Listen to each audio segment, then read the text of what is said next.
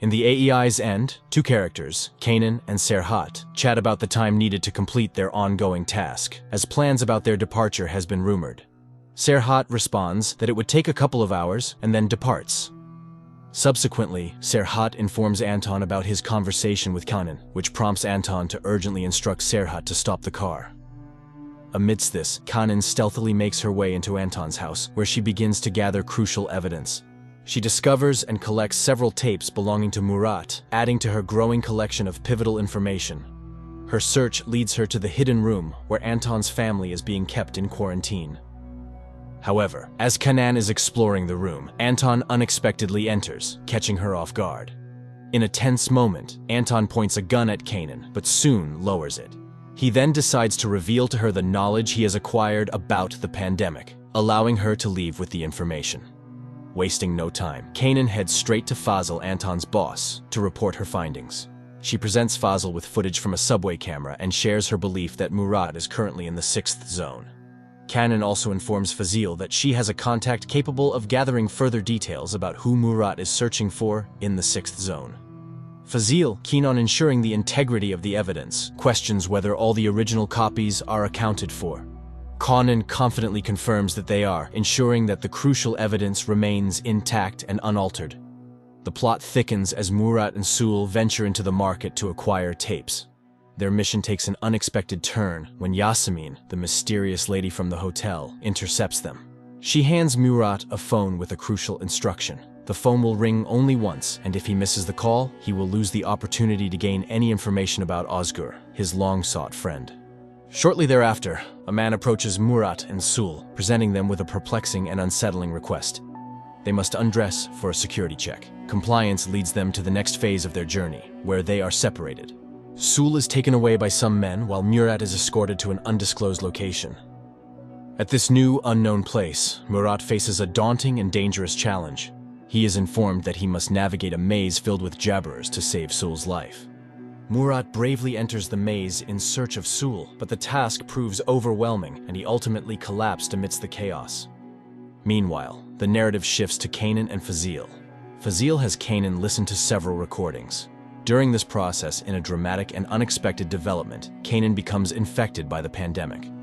The severity of the situation is underscored by the sudden and alarming turn of events. The plot reaches a climactic moment with Murat still in a state of collapse within the maze. However, amidst his disorientation, he hears Sul's voice, providing a glimmer of hope. As he regains consciousness, he is greeted by an unexpected, yet familiar face, Özgür. In a moment filled with surprise and relief, Özgür remarks on how Murat hasn't changed at all, signaling a pivotal reunion in the storyline. Murat is the only one who manages to avoid infection through contact with talkers, victims of a terrible disease that is transmitted through speech. Having learned about it, the agency sends Anton to search for him, hoping that he will bring Murat to the laboratory. But there is no mystery for Murat. He realizes that the immunity is the consequences of the experiments his friend Özgür conducted on him, and for several weeks the man has been busy searching for his buddy. In his dream, Murat sees Özgür again, but upon opening it, he realizes that this time everything is real. His friend is standing in front of him, smiling happily. Unable to share his delight, Murat snaps at his buddy, unraveling his arms. When the men manage to calm down, Murat has to confess that the experiments not only gave him protection from the virus, but also changed his mind. His brain is working too fast, and this has piqued the government's interest. Left alone, Özgür and Murat get a chance to talk. Murat tells the scientist about the visions and seizures he has been suffering from lately, but Özgür considers it his best achievement, and he doesn't understand his friend who wants to regain his former consciousness. Anton informs his partner that he doesn't want to return to the agency and is planning an escape for his family. Meeting Kevat, Anton learns that Murat was seen in Sector 6, and he is going to go there to find the guy who may be the only hope for the cure. It's a personal goal for the agent. His family has long been infected. Murat tells his friend about how his wife died, but Özgür admits that he couldn't get in touch because of Fazil. The agent broke into the lab and tried to destroy the results of all the research. It was clear from Fazil's behavior that AEI didn't want a cure to emerge for fear of losing control. The boss admits that he has made inquiries and knows everything about Anton's family. Using this, Fazil asks the agent to go back to work and get Murat for him. Otherwise, he will never see his wife and son again, who are now in a secret location. After overhearing the men talking, Sul learns that Özgür needs equipment to study Murat's brain and rewire it. She offers to help, but Özgür and his girlfriend are reluctant to leave the safe haven. A squad led by Anton comes to Murat's house with a search, but catching a good moment, Anton asks the old landlady to tell him everything she knows so he can find Murat before the bureau does. The woman is detained, but as she packs up, she hints to Anton where to look for answers to his question. Murat and Sul are spotted in the city, which is reported to Anton and his partner. The squad heads to the designated point, but Anton warns them of the danger by using a red herringbone refresher, a signal Murat's mother usually uses. Breaking his own rules, Özgür rescues his friends and takes them to the lab. Murat decides to wait for the results of the research, and when he receives them, Sul accidentally hears the conversation between the men and realizes that her friend plans to give up the gift. But still, Murat agrees to participate in the last experiment and to meet with a dangerous talker. The department receives an address where Murat is believed to be. Anton suggests that his partner check the point personally, but Haydar orders to gather a whole squad. At this point, Murat discovers his mother's photo on posters all over the city. Anton manages to pass a green Christmas tree through Arif and asks Murat for a meeting. Realizing that he must save his mother, the man decides to accept the invitation. An experiment is conducted in the laboratory. An old man is launched into the room with talkers. The result amazes the audience. The infected are silenced by looking at him. Seeing the old man again in his dream, Murat returns to the lab. Taking off his headphones, the guy spends a few hours with the dangerous guy, after which his mood changes. At the appointed time, Murat meets Anton, and the agent tells the guy about the hunt that the agency has opened on him. Anton assures the man that he wants to help and admits that he does it for the sake of his family. Despite the promises of his friends and Anton, Murat has his own plan. He is going to surrender to Fazil. Murat shows up at the entrance to the agency. Haydar reports this to Fazil, but while the boss leaves the important event, Murat and his accomplices launch a sedative gas into the ventilation system and free the man's mother.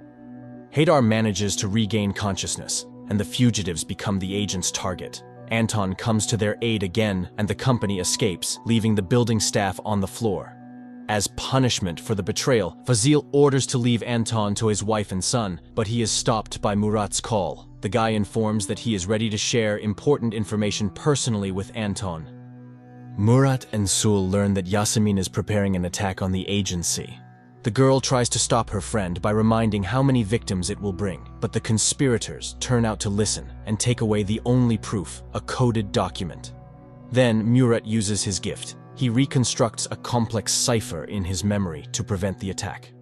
Fazil informs Anton of Murat's demands and orders the agent to eliminate the guy after he hands over the information.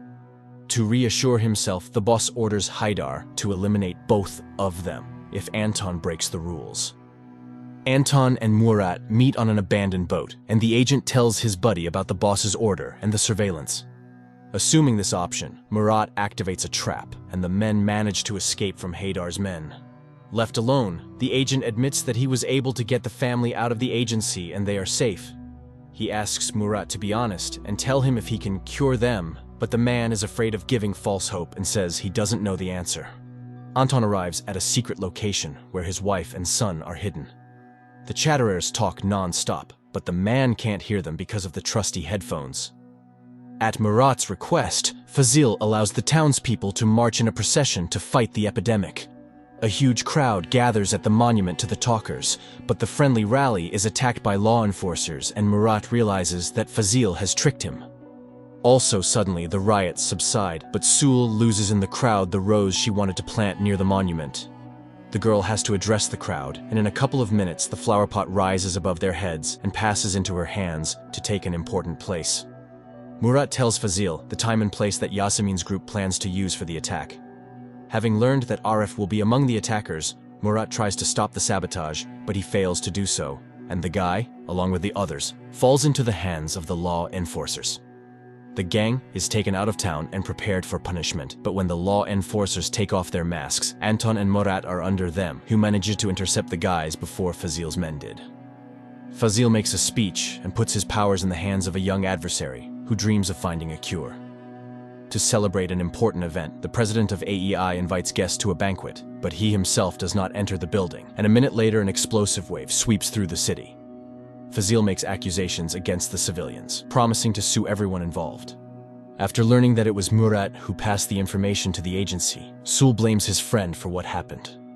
Özgür offers his friend to lie low, but Murat asks him to tell him about the experiment he was conducting. The guy doesn't understand why there's still a connection between him and the old blabbermouth who tries to show him something with gestures.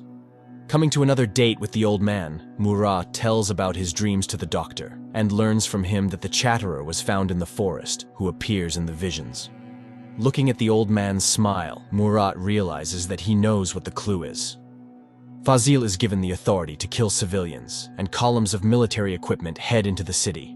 An all-out sweep of the city begins, and a debate begins among the survivors. Some think they should fight, and some think they should flee. Murat and Sul get surrounded with the others, and Arif sacrifices himself to save them. The pair takes the young man to Özgür's house, but the scientist admits he can't save Arif without a doctor. Then the friends have to look again, and they transport the boy to the clinic, hoping the doctor will be able to help him.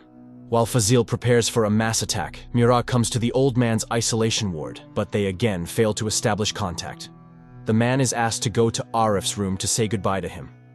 When this happens, Murat decides to act. He passes through the last barrier and finds himself face to face with the talker. Murat gathers around his family and friends, and after telling them the whole truth, he offers to fight. The company says goodbye to Arif, and Murat gives out commands on who and what role they will play in his new plan, but most importantly, he announces to everyone that he is leaving. They must leave the danger zone to gain strength. Murat says goodbye to his mother and goes back to the lab to get the old chatterbox and leave with him. At the same time, a raiding party breaks into the clinic. The fugitives manage to get out and get into the intensive care car, but in the courtyard, they are also surrounded by the military and all raise their hands, realizing that it is better to surrender. Murat also shows submission, but the old man's gag turns out to be in his hand, and having guessed what needs to be done, the talker infects the soldiers with an endless stream of words. The company arrives at the pier, but it becomes clear that Özgür has turned them in to the authorities. Armed soldiers are standing everywhere. Then Anton turns to an old friend for help, and a small airplane arrives for the company, on which the fugitives escape from under Fazil's nose. The man himself remains in the city to return to his family. It seems like everything is behind them. But accidentally picking up Sul's phone, Murat hears Fazil's voice and realizes that all this time the girl has been betraying him.